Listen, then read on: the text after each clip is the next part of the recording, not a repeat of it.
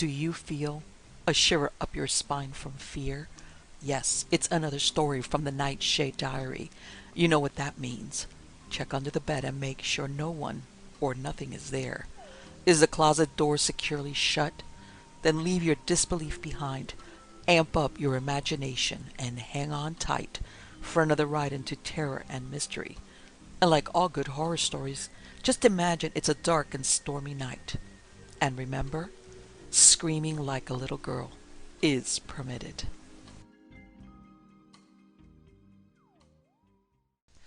The Phantom Isle by Ellis Scrymsour. Shiela Crerar had wandered delightedly over Rosslyn Chapel. She had tenderly touched the prentice pillar, had feasted her eyes on the legendary carvings, had listened to the guide's tuneful voice as he told the story of the chapel and of the hate and violence that had been fostered there. She went down the narrow roadway with the wonder of the past still in her heart. She was a very radiant Shiela. Her first cases had been so successful that she had many minor calls made upon her, which, though they had all proved uninteresting, had at least been the ones that brought money to her pocket. And now she was spending a few days at Rosslyn and reveling in the beauties of the famous chapel. A telegram was waiting for her when she reached the hotel. She opened it tremulously. She hoped it was from Stavrodale Hartland. She had not seen him since the memorable day he had kissed her farewell, as the train was on the point of steaming out of Bender Lock Station. It had been redirected from her Edinburgh rooms. It ran, "Can you see me tomorrow? Urgent. Lady Menzies recommends Murdoch, Caledonian Hotel, Princess Street." The name was unfamiliar, and she felt disappointed. She had so hoped it was from Stavrodale. Resting, undertaking no cases, she wired, but early next day there was another telegram for her. "Motoring Rosslyn immediately. Please see me and hear details. Most urgent, Murdoch." Sheila was vexed. She had told her landlady to give no one her address, and now a stranger was coming to worry her. She wanted a rest badly, but her better nature prevailed, and she waited in for her visitor. About 12, a card was brought to her. "Mrs. Murdoch, Aknat Dindok, Skye." Mrs. Murdoch proved to be a prematurely aged woman. Her hair was white, and her face lined and wrinkled, but her eyes, bright and piercing, gave lie to the thought that proclaimed her old. "Miss Crerar," she said brokenly, "I am in such trouble. Do forgive me for intruding upon you, but I feel that you are the only one that can help me." Her distress was so real that Sheila was touched. "Sit down by the fire and tell me what was your trouble, and I will promise to help you if I can." Mrs. Murdoch remained silent a moment, and then, "It all seems so little. When I try and put it into words," she began, but apologetically, "at the bottom of my heart I feel that there is something wrong. A year ago Elspeth, my only daughter and child, returned from the continent, where she had been at a finishing school. She came back a blithe, heartsome lassie, full of fun, loving, kind. Her first season was a brilliant success. She became engaged to the Duke of Cremont's eldest son, and the two were inseparable. It was a most desirable match in every way. They were both young and had wealth and love to help them. Their marriage was to have taken place at the New Year." "Then the engagement is broken?" asked Sheila. "Yes, Miss Crerar. 2 months ago Elspeth went out sailing. It was quite a usual thing for her to do, but she came back inexplicably changed. She seemed no longer a girl, but a discontented woman, old before her time, peevish, miserable. I thought she was sickening for some illness, but she became very irritable when I suggested she should go to bed." "Well?" "From that moment she has never been the same. Next day she was up at dawn and spent the whole of it in her little sailing boat.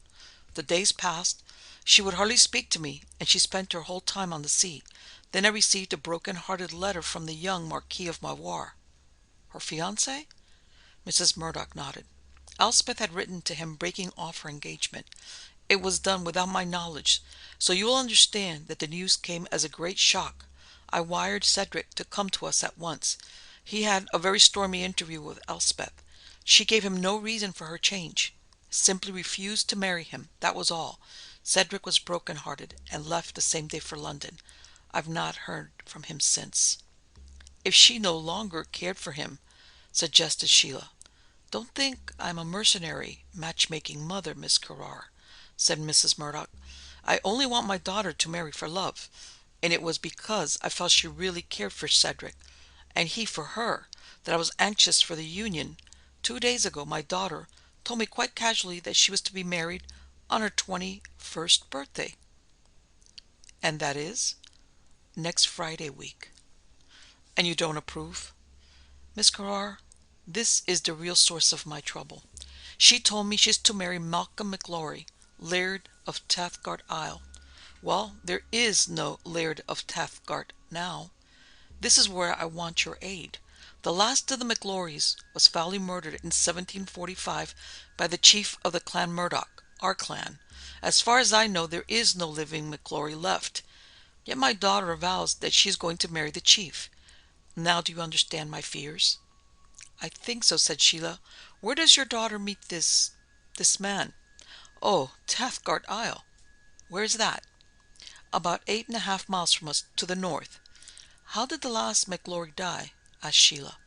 Old Malcolm McGlory was mortally wounded at Culloden, continued Mrs. Murdoch, and his only son, young Malcolm, fled with the prince to the hills. After a great deal of suffering and privation, they reached the coast in safety and eventually gained Tathgart Isle. A traitor, however, was in their ranks. Wolf Murdoch, chief of the clan, left the island secretly and, for a price, gave information to the English general. He and a boatload of redcoats made their way to the isle, but a faithful gillie gave the alarm, and the prince and his retinue escaped to Skye. When the English soldiers landed, headed by the wolf, they found the young chieftain at dinner with his sisters alone. The castle was ransacked, but no trace of the fugitive was found. Young McGlory denied all knowledge of the prince. There had been long enmity between the two houses, and in his baffled rage, Wolf Murdoch drew his sword and killed the elder girl in front of her brother and sister. Mad with grief and anger, McGlory fell upon the Murdoch, but a score of soldiers overpowered him. Then the wolf tore the living sister from the body of the dead one, and in cold blood murdered her before her brother's eyes. How horrible! Not content with that, for now the pent-up hatred and petty jealousies of a rival clan were let loose, young Tathgart was forced to witness the burning of his home and his crops. He saw his servants and clansmen slaughtered, and when his home had been reduced to ruins, he was hanged upon his own castle walls. That is the history of the last McGlory, Miss Crerar. There have been none since. And yet your daughter's to marry McGlory? Yes, she told me he was Malcolm McGlory, Laird of Tathgart, and Earl of the Kelden Isles. It is the very title that lapsed in 45. And she says her wedding day is fixed? Yes, Friday week. Then we have a clear 10 days before us. May I return with you to Achnadindoch? Said Shiela briskly. Thank you, oh thank you, said the broken-hearted mother. The journey was not eventful. They crossed from Malag on the mainland to Armadale in Skye. The mailboat was rather cheerless, and Shiela, tired and cold, was glad to wrap herself cozily up in fur rugs in the Rolls-Royce that was waiting for them at the pierhead. When they arrived at the house, Mrs. Murdoch asked at once for Elspeth. "She is in her room, madam," said a servant. "She has not been out all day." A look of relief passed over the mother's face. "Dinner will be served in half an hour, madam," went on the servant. "Thank you. That will give us plenty of time, Miss Crerar. We won't dress tonight. I'm sure we are both too tired." The gong sounded, and Shiela made her way to the sitting room, and then on to the dining room. Mrs. Murdoch was waiting for her excitedly. "I've persuaded Elspeth to have dinner with us. I told her you were going to stay with us for a little. I never mentioned the real reason, of course, but she showed no curiosity." At that moment the door opened, and Elspeth Murdoch entered. She was a very sweet-looking girl of the ethereal type, pale, fair-haired and petite. She gave one the impression that a sudden gust of wind would blow her away, yet Shiela knew she was athletic and could handle a yacht with the ease of a man. "Elspeth, this is Miss Crerar. How do you do?" "How do you do?" The girl talked brightly throughout the meal, but Shiela noticed the nervous twitching of her hands and the artificial gaiety of her manner. At times, too, she looked away into the distance and seemed hardly to be aware of her surroundings. They made their way into the drawing-room, but at the threshold she halted. "I won't have any coffee, thank you. Good night, Miss Crerar. Good night, mother." Sheila felt unable to pierce the veil of mystery that hung over Elspeth Murdoch's love story. That she was engaged to a man who had been hanged nearly 200 years ago was absurd, yet who was the mysterious stranger she had fallen in love with? Why had her whole nature changed? Was it someone impersonating the MacLeod, or was it something far worse, the visitation of the dead to the living for the purpose of revenge? Elspeth was absent in her yacht all the next day, but as the twilight deepened, the watchers caught the glint of a sail coming round the furthermost corner of the bay, and then a few seconds later the pretty little craft drew close in, was beached neatly, and a moment later Elspeth vaulted out onto dry silver sand. "Elspeth," said her mother wistfully, "we came down to meet you." The girl passed a hand across her brow wearily. "I'm sorry you troubled, Mother," she said. "You're very late," hazarded the unhappy woman. "I'm sorry, Mother, but Malcolm kept me later than usual. The castle is being made ready for the festival. The island is quite gay, and the servants are already making preparations for the wedding banquet." My dear," said her mother brokenly, "don't be foolish. Why, you know there is no castle now. It was demolished long ago. As a child you played among the ruins." A softer tone crept into the girl's voice. "You want me to be happy, Mother, yet you deny me my love. You question the fidelity of my lover, almost his reality. Why, he has bidden 300 guests to our wedding. All his clansmen will welcome me, a Murdoch, as his bride. The old feud is broken. No longer will Murdoch fight MacLeod, or MacLeod and Murdoch. Love has healed the breach. Love has conquered all. Won't you bring the MacLeod to see me, dearie?" A shadow passed over the girl's face.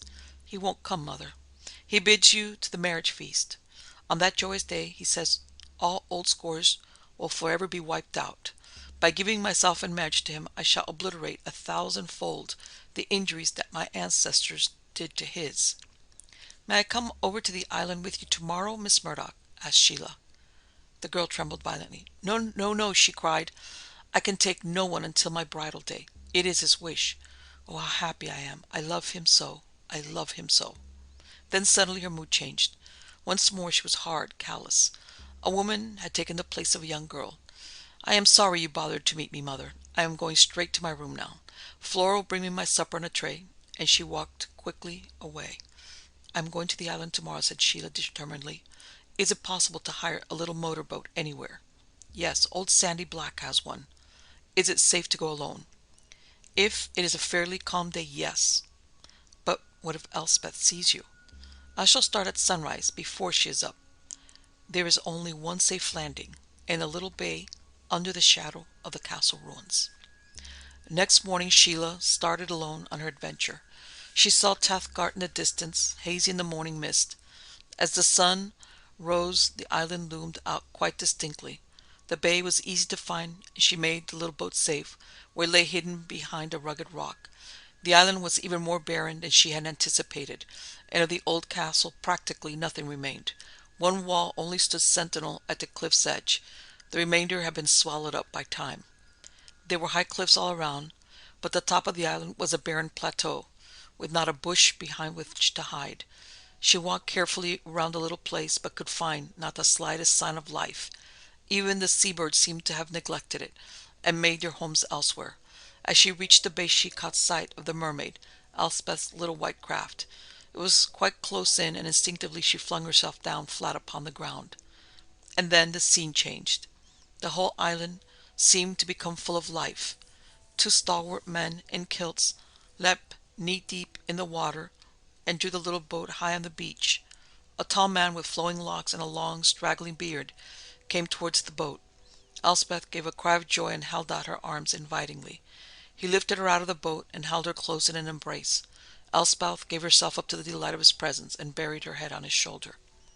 The man raised his head and looked at the serving men who were near, and Sheila shuddered at his malignant expression. "Malcolm, Malcolm, you love me?" cried the girl, and for answer the man kissed her hair, her eyes, her lips. But Sheila shivered, for the embrace seemed to her to signify a fierce hatred instead of love. Then the man drew roughly away, and the two walked up the steep incline towards the castle. Sheila gazed in amazement at the scene. No longer was the ruined wall standing swaying at the cliff's edge, the piteous remnant of a glory that had gone. In its place a giant castle stood, a castle with smoke curling from its chimneys, and one that bore sign of habitation. The two passed close to Shiela, and she followed them. A drawbridge was lowered, and although a sentry was posted at the portcullis, he gave no challenge when Shiela walked in. By this time she scarcely realized the phenomena she was witnessing. Through corridors and passages she wandered, through gaunt rooms with bare stone walls, now through tapestried apartments and bedchambers hung with silk. But although servants were continually passing her, although in the distance she saw soldiers and guests disporting in the gloom, no sound was made. The everyday life was being carried on, yet there was not the slightest noise. In the kitchen she saw a whole ox roasting before a blazing fire, yet when she put her hand near the blaze no warmth came from it, and the contact seemed to chill her. Then the realization came upon her suddenly that the whole castle had been destroyed long ago. Where then was she? A woman in a mob cap and a kirtle of green hurried past her carrying a tray of crockery. Shiela called to her, but the woman made no answer. It was as though she had not heard her voice. She ran from the kitchen to the wide stairs. Men in Highland dress with claymore bare stood on either side of it, but they seemed not to see her as she sped past them. In a large apartment at the top of the stairs she caught a glimpse of Elspeth and her lover. Two girls were with them, girls with flowing hair and robed in white, but again the appalling hatred and their expression terrified her. Elspeth bent to kiss the elder girl, and as she did so Shiela cried out, "Oh, don't!" Then everything seemed to darken, and when she looked round again she found she was standing in front of the old castle wall. The sun was sinking, and already Elspeth was halfway to the mainland in her yacht. Shuddering slightly, Shiela went swiftly down to the little bay to the motorboat, and soon had left the uncanny island far behind her. What had she seen? Was it the ghostly past come to life again? Had the dying hatred of the MacLeods existed through death itself? And would their curse be visited on the last fair daughter of the Murdochs? The thought was horrible. "Well?" asked Mrs. Murdoch eagerly when she saw Shiela. "You are right, Mrs. Murdoch. There is an evil influence at work, and I hardly know how we can combat it." She told the story of her visit, and Mrs. Murdoch was incredulous. "Yes," went on Shiela, "your daughter's lover is just a phantom lover, with a phantom home and phantom retinue. If you went to Cathcart you would probably see nothing. I'm psychic. The wonders of the supernatural are often revealed to me. In this case I saw eye to eye with Elspeth. I entered the castle in a negative state of mind. I was excited, inquisitive. I hardly realized what I was doing. My presence had no effect on the supernatural element there. They took no notice of me at all until they felt my hostility. When I saw Elspeth bend to kiss that horrible malignant face, I tried to prevent her, and I succeeded. The whole scene vanished. It was not my actual words which caused it, but my will opposing the wills of the evil spirits. It's easy now to explain everything. Throughout the ages he has no doubt haunted that isle that was once his pride and joy. He has concentrated all his power of thought on the last Murdoch. His will power has drawn her to the island, has made her see the castle as it was in 1745, has caused her to give her heart to him, a phantom. It is a fitting vengeance for the wrongs he suffered at the hands of a Murdoch. And now he in his turn is weaving a diabolical plot in which he will destroy the heirs to the Murdoch estates.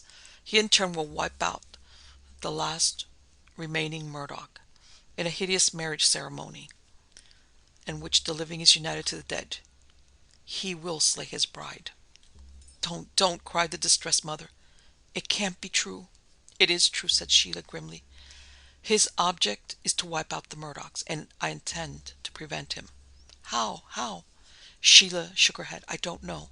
I must think.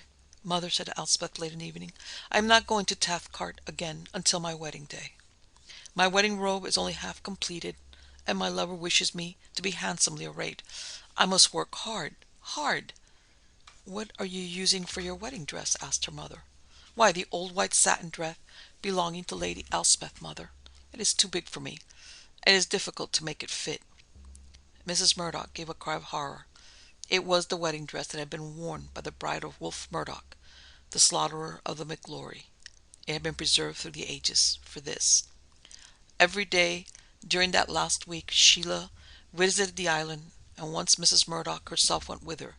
They saw no psychic demonstration, heard no sound of ghostly laughter, felt no uncanny presence.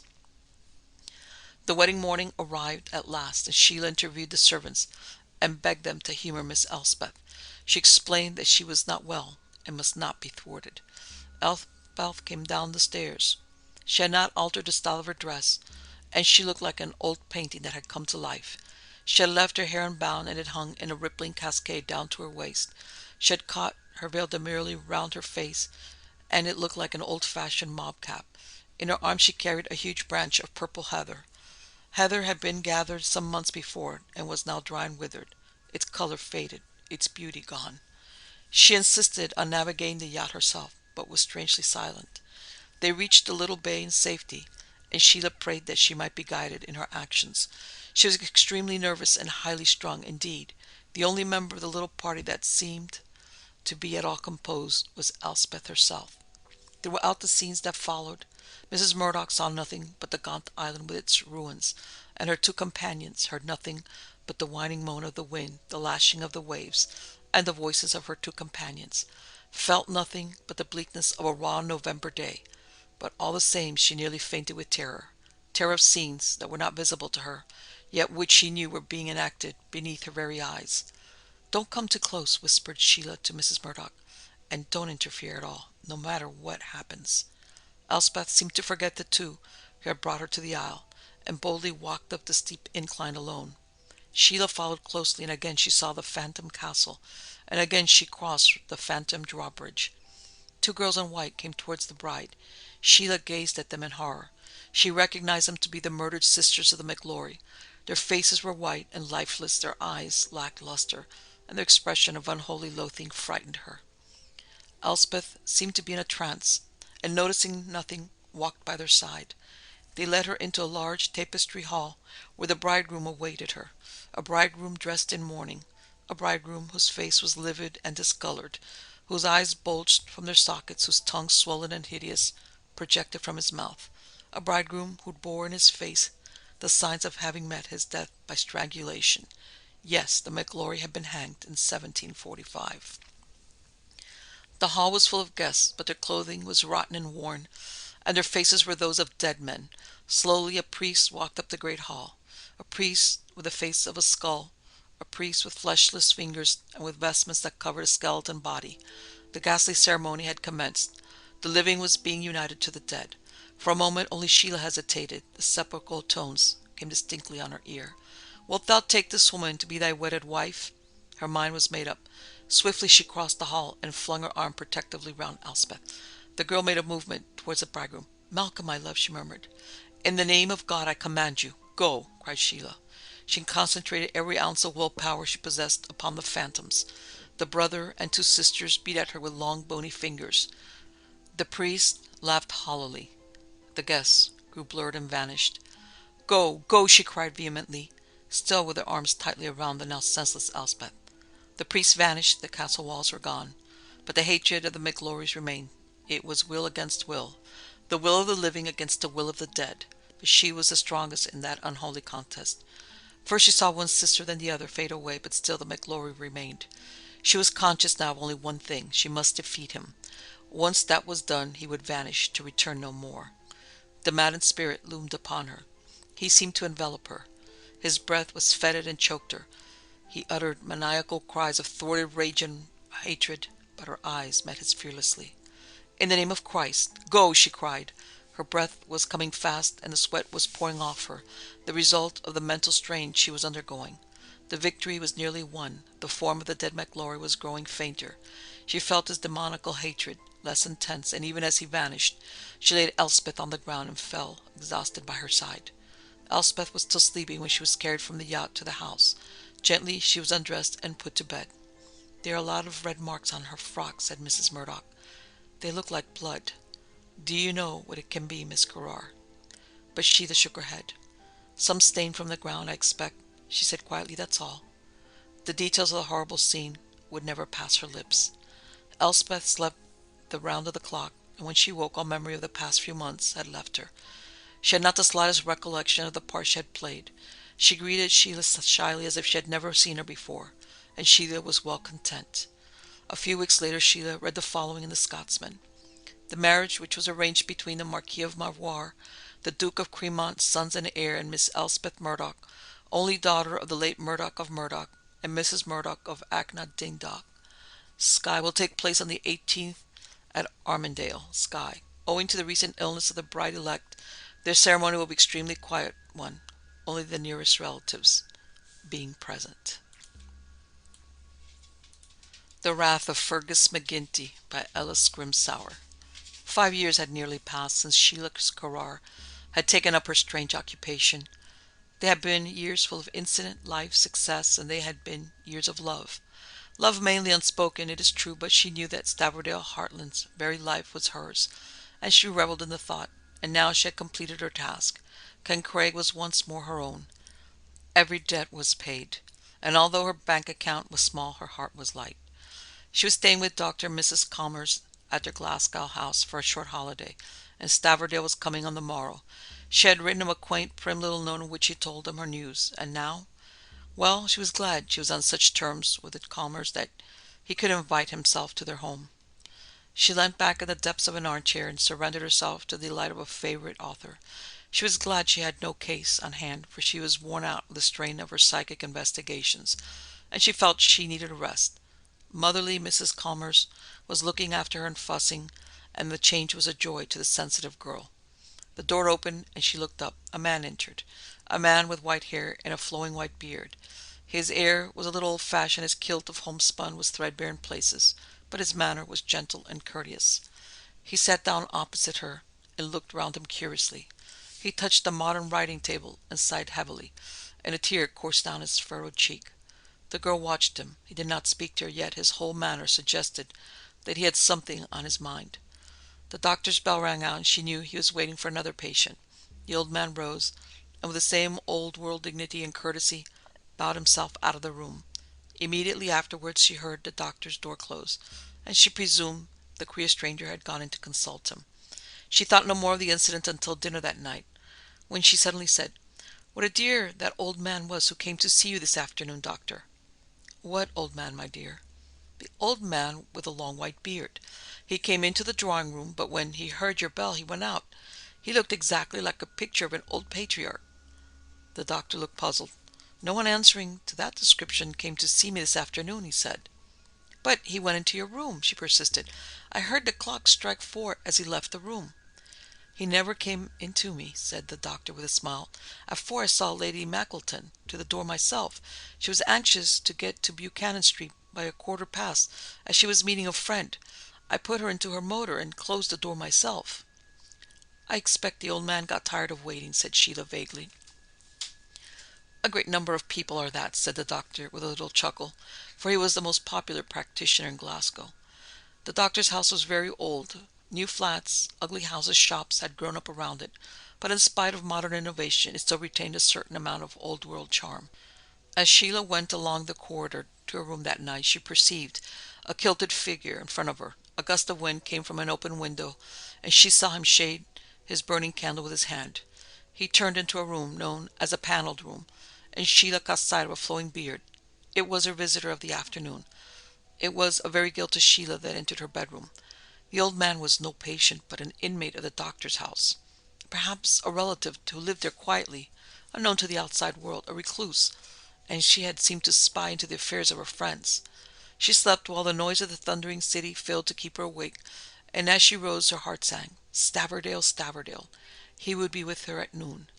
There was a double hall to the big house, and the inner formed a comfortable and picturesque smoking room, with its open grate and galleried stairway. Mrs. Chalmers was sitting there on a settee by the fire when she came down, ready to go to the station to meet Stavordale, and at the further end of the same settee sat the white-bearded old man. Sheila felt embarrassed and would have passed with a smile, but Mrs. Chalmers called her. "You have plenty of time, dear. The doctor has ordered the car to take you to the station. It isn't around yet. Sit down by me until it comes." With a little apologetic smile the girl sat down between Mrs. Chalmers and the stranger. She felt horribly uncomfortable, for her hostess made no attempt to introduce her, and she was thankful when she heard the car at the door. All the way to the station Sheila pondered over the matter. Could her friends be so heartless as to treat possibly a dependent relative in so churlish a manner? The thought disturbed her, but she was resolved to say nothing to Stavordale. The old man or his relations with her friends was not her business, and well, she was going to meet Stavordale. His train was to time. They had no need of words, for as their lips met they realized they had found each other at last. "I had your letter, little woman," he said. "I think I could read between the lines. You won't keep me waiting much longer, will you?" "I am ready when you want me," was her shy confession. For answer, he touched his breast pocket. "I have a special license here, my darling. Will you marry me soon, next week?" Her face was suffused with rosy blushes as she gave him the answer he so longed to hear. Dr. and Mrs. Chalmers greeted Stavordale warmly. "My old room, I suppose?" he asked gaily. "Yes, dear boy. The paneled room is reserved for you." A curious shiver ran through Shiela. She scarcely knew why. It was the room that the old man had entered the night before. He was being turned out for Stavordale. They spent the evening quietly, and Shiela went upstairs with Mrs. Chalmers. Again she saw the white-bearded man, and again she watched him enter the paneled room. She felt her heart beat rapidly, but her hostess seemed unconcerned. "Good night, sleep well, dear," she said, kissing her, and crossed the corridor and put her hand on the paneled door. "I hope Mary remembered to light the fire in here," she went on brightly. "The room was quite chilly when I went in here earlier in the day." Shiela watched her in open-mouthed amazement. Mrs. Chalmers went straight into the room the old man had entered only a few seconds before, and she heard her poking the fire. Her voice came through the door. "Shiela, my dear, have you a large lump of coal to spare in your room? They are all such small pieces here." Mechanically, Shiela lifted a piece out with the tongs and carried it on a shovel, but she hesitated at the door a second before she entered the room. It was large, with old-fashioned 18th century furniture, and the fire blazed merrily. She looked around it. There, on a chair, lay a pile of neatly folded clothes. A pair of brogues with the taws torn were underneath, while sitting upright in the very center of the huge four-poster was the little old man. He wore a nightcap and was eating from a bowl from which the steam rose. Shiela rubbed her eyes. Why was the stranger there? Why didn't Mrs. Chalmers notice him? The old man nodded pleasantly, and quickly the girl crossed to the other room, but before she could reach her, Mrs. Chalmers was standing by the bed and smoothing the sheets that had never been rumpled with wear, and the bed was empty. Shiela went to her bedroom in a thoughtful mood. She knew now that her power of sight was no unmixed blessing. She could foresee no rest from psychic labors. In Great Glasgow, a city of work and toil, she hardly expected to meet with the unseen. The house stood in a little cul-de-sac off Bath Street. The roar of Sauchiehall Hall Street was near at hand. The lights were bright outside. All was modernity and rush, yet, within sound of the city, vision had come to her, the meaning of which was as yet obscured. "I had a strange dream," began Stavordale at breakfast next morning. "I seemed to see an old man with a long—" But Shiela heard no more. She rose and left the table, and her heart felt sick within her. All day she was nervous and irritable. She couldn't tell why, but the presence of the affable, white-bearded old man harassed her. As she sat down at dinner that night, she looked up suddenly. There opposite her sat the old man. He was unfolding his napkin, and when he had finished, he helped himself liberally from a decanter at his elbow. A basin of soup stood in front of him. He seasoned it well and began to eat. Shiela gazed with horror at the figure, and Dr. Chalmers noticed. He followed the direction of her eyes. "Why, Madeline," he said to his wife, "are you expecting a visitor tonight?" "No, why?" "See, an extra cover has been set." "How careless," she replied. And then to the maid, "Did you set the table tonight, Hoskins?" "Yes, ma'am." "It was quite an accident. I can't think how I came to make such a mistake. I'm very sorry." But although she removed the knives and forks and put the glasses on the sideboard, when Shiela looked again the old man was still in his place enjoying his dinner. He was 2 courses ahead of the others. That night the Wraith appeared in the drawing-room. He seemed to enjoy the music and sat gently nodding his head in quiet appreciation. Then he rose and crossed to Shiela, and so she sat, her lover on one side and an unknown Wraith on the other. The situation was incongruous.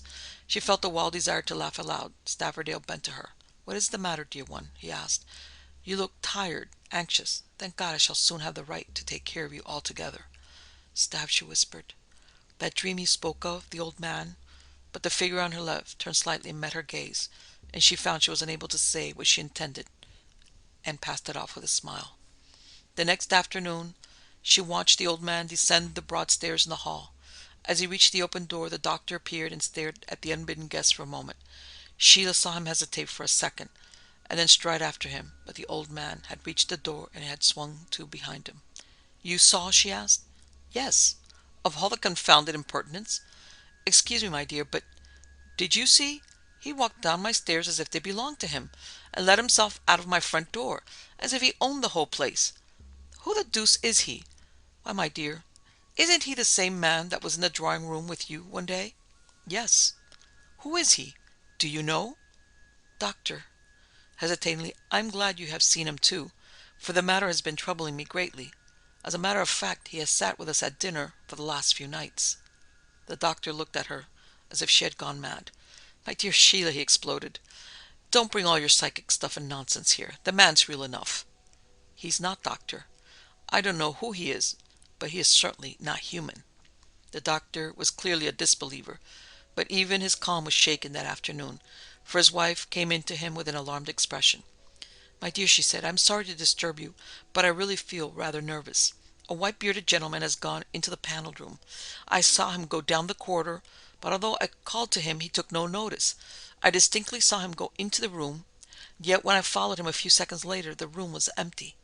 The doctor, with angry mutterings, went upstairs, but although he searched everywhere, he could find not the slightest trace of the stranger. Then Stavordale came in. "Hello," he said. "I see you have a visitor. Who's the patriarchal old chap in the library? He seems to be making himself very much at home among the books there." The doctor made no reply. The whole situation annoyed him. He was material himself, and he did not like to have his theory of an entirely material world shaken like this. Then followed a period of unrest for the four in that house. Every day they caught a glimpse of the stranger in one part of the house or another. He sat with them at dinner.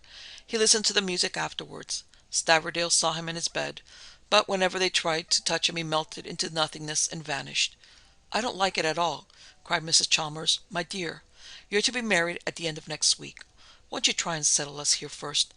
That old man is on my nerves. I know he seems quiet and peaceable, but well, the truth is I'm not used to ghosts, and I don't like it." Sheila comforted the motherly woman. "I'm sure his presence is no menace to any of us," she said. "Try not to bother about it. I'm sure sooner or later I shall find a solution to the mystery." Several times Sheila tried to get into communication with the stranger, but he never uttered a word, and when she addressed him he just faded from sight. Faded is the only word to describe how he vanished. His appearance became lighter and lighter until he looked like a figure of vapor, transparent and ethereal. Sheila seemed unable to get to the bottom of the mystery. The old man was certainly harmless. He had no sinister effect upon anyone in the house, yet his presence caused a vague feeling of disquiet. They could feel his presence even when they could not see him, and Mrs. Chalmers became quite hysterical. It was her first introduction to the unreal. Sheila was walking up the broad stairway when she became aware that the old man was in front of her. She followed him down the corridor, and he vanished into the paneled room. Hardly realizing what she was doing, she followed him in. As she entered, she was in time to see him disappear behind a piece of wainscoting that swung to after him. Delighted with her discovery, she hurried downstairs and told her story to the others. "Let's go up at once," said Stavordale eagerly. "We must see if we can find a hidden door there." They tapped on the wall. It certainly emitted a hollow sound, but the secret spring was very cleverly hidden. The carving represented a huge vine laden with fruit, and Sheila noticed the one grape seemed larger, fuller than the rest. "Push that one," she said excitedly, but although he pressed it, turned it to the right and turned it to the left, nothing happened. "Can you pull it out?" she asked at last. He obeyed her instructions. The carved wooden fruit moved ever so slightly, and then slowly the panel swung back, and left revealed a small stairway. "Get some candles quickly," cried Stavordale, and then slowly and cautiously the others followed him, Mrs. Chalmers nervously bringing up the rear, having first carefully propped the secret door open with a chair in case of accidents, as she explained.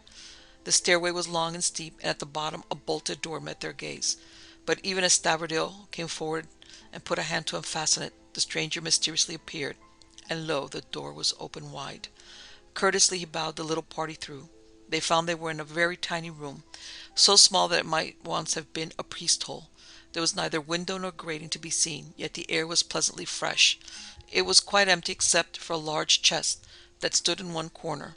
Tears fell down the furrowed cheek of the old man as he silently pointed to it. Stavordale tried to open it, but it was heavily bolted, and its locks were of a mechanism that needed careful manipulation. "We must carry it upstairs," he said, and with a smile, it seemed almost a relief, the old man faded away. It was a difficult task to get the heavy chest up the narrow stairway, but they managed it, and at last, with patience and care, the lid was open. They clustered round the ancient chest, eager to see the contents.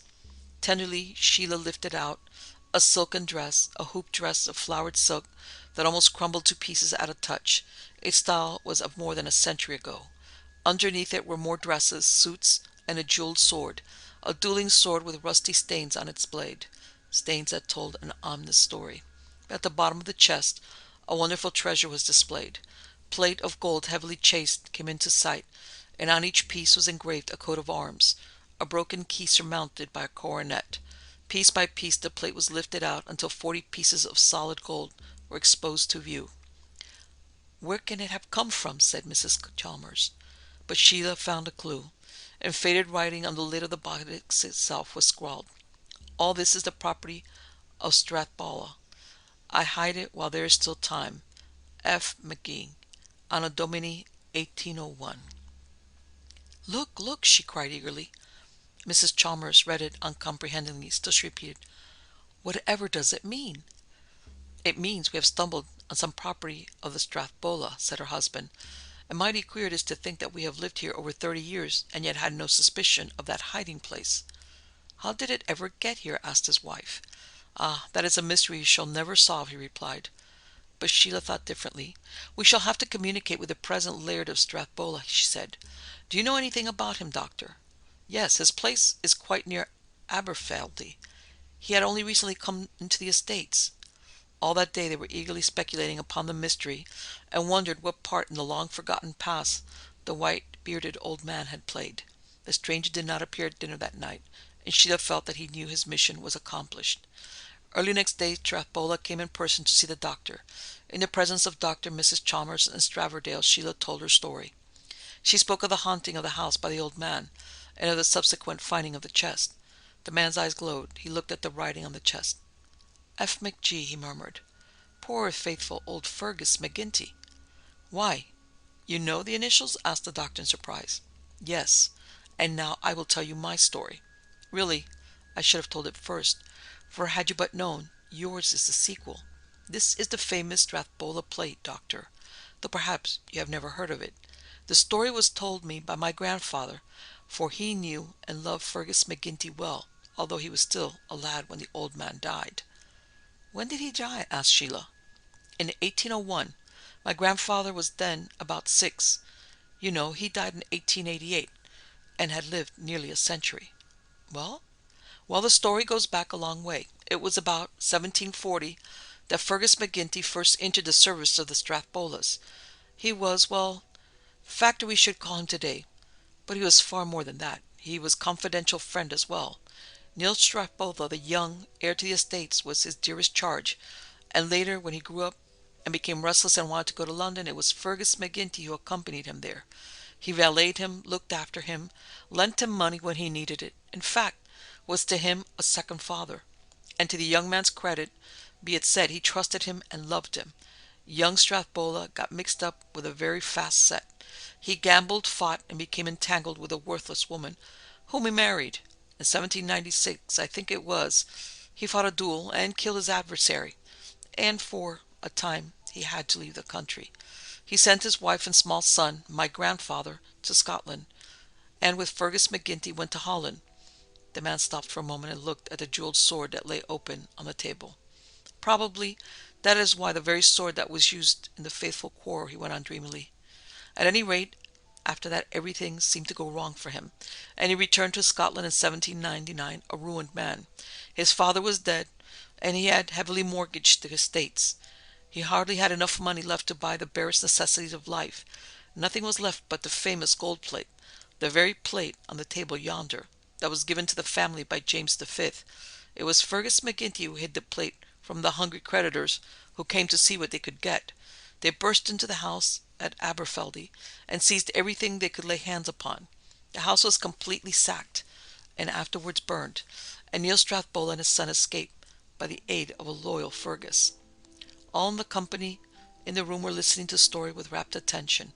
They were being carried into the past ages, and they could picture the stirring deeds that were performed in the good old days. Well, Neil died shortly afterwards, I regret to say it, of delirium tremens. His wife had predeceased him, and Fergus McGinty, now an old man, took charge of the little son, and it was that son, my grandfather, from whom I learnt the story. Fergus went back to the ruined house and dug up the gold plate, which he had buried, and took it to Glasgow. There he hid it in what he considered was a safer place, and he told my grandfather that it was kept safe for him, and that one day he would show him his wonderful possessions. Unfortunately, that day never came. He was overheard talking about it by a servant, and it was repeated to the creditors of the estates, that it was Fergus McGinty who had done them out of what they considered their just due. 6 men came to the little cottage where Fergus and my grandfather were living and demanded to know the hiding place of the plate. He refused. "It is safe," he cried boldly. "It is in trust for my little master here. No one shall ever possess it but a Strathbola." Brutally he was knocked down, and a Campbell stood over him and menaced him. "Tell us where it is," he demanded, but to neither cajolery nor threats, menace or promise, would the old man yield. "It belongs to Strathbola," he said, "and Strathbola's it shall remain." But the men of those days paid little attention to law and order. In front of my grandfather, a wee, scared bairn, they cut Fergus McGinty's tongue from his mouth. With a wild oath, the Campbell stabbed him through the heart. "If we are not to benefit, then neither shall the Strathbola." And they left a bleeding body, over which a poor little terrified child wept. Many times my grandfather has described the hideous scene, for it remained vivid in his mind all his life. He told me he scarcely realized what had happened, but suddenly the dead Fergus raised himself up, and from his tongueless, bleeding mouth came the words, "One day Strathbola shall come into its own." The child saw no more, for he was found later fainting on the dead body of his friend. There is little more to tell. He was taken care of by a distant relative, who left him his fortune. He paid off all his father's debts, and rebuilt the old house, the very one I now possess. He made many attempts to discover the missing plate, but the secret was locked in the heart of his faithful Fergus, who had lost his life and lost his tongue in the service of the Strathbola. "It's wonderful," said Shiela, and Stavridale saw the tears in her eyes. "My grandfather was convinced that one day the secret of the hidden treasure would be revealed, but neither my father nor I ever thought we would see the plate again."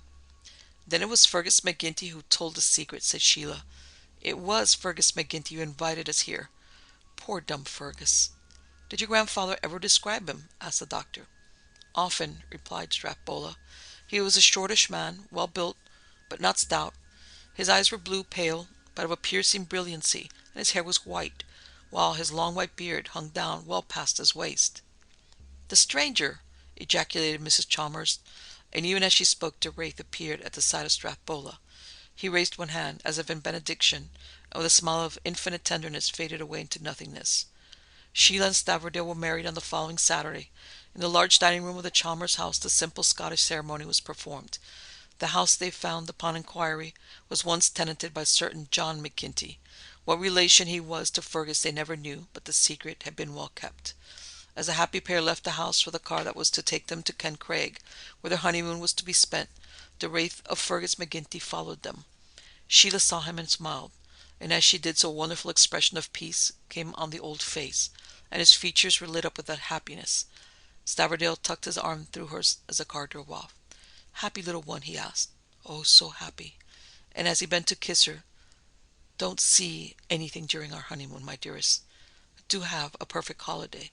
"I'll try," she said quietly, but her expression was thoughtfully serious, and he realized that her power of sight was a gift that she could not shake on and off at will. But he loved her, and was content.